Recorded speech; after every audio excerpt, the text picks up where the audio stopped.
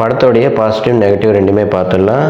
First ஹாஃபில் normal ஸ்டோரியாக இருந்தது, செகண்ட் ஹாஃபில் க்ரைம் த்ரில்லராக மாறுது. அதுக்கப்புறம் குழந்தை கடத்துறதுக்கு ஒரு நெட்வொர்க்கே வேலை செய்யுது அப்படின்னு காட்டினது டைரக்டருடைய இன்டெலிஜென்ஸை காட்டுது. அப்புறம் ஃபர்ஸ்ட் ஹாஃபில் அதர்வாவை லவ் ஃபெயிலியராக காட்டினதும், அப்புறம் நிமிஷாவுக்கு பார்டர் லைன் டிஸார்டர் காட்டினதும், இதனால் செகண்ட் ஹாஃபில் பெரிய இம்பேக்ட் இல்லை.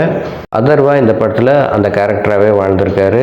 நிமிஷா என் குழந்தை எங்கே அப்படின்னு கேட்குற மூமெண்ட்லேயும், நிமிஷா அதர்வா கிட்ட இருக்கிற குழந்தைய அவங்க பேரண்ட்ஸ் கிட்ட கொடுத்துட்டு அவங்க ஃபீல் பண்ணுற மூமெண்ட்லேயும் ரொம்ப இமோஷ்னலாக கன்வே பண்ணியிருக்காங்க ஆடியன்ஸ்க்கு.